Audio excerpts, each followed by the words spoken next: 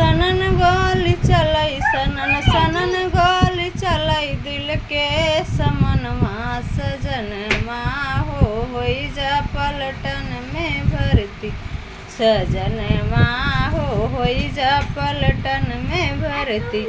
बैठन के कुर्सी पैब बैठन के कुर्सी पैब साहेब के समनमा सजनमा होई जा पलटन में भर्ती सजनमा होई जा पलटन में भर्ती सूतन के गद्द पैब सूतन के गद्द पैब और रजैया सजनमा होई जा पलटन में भर्ती सजनमा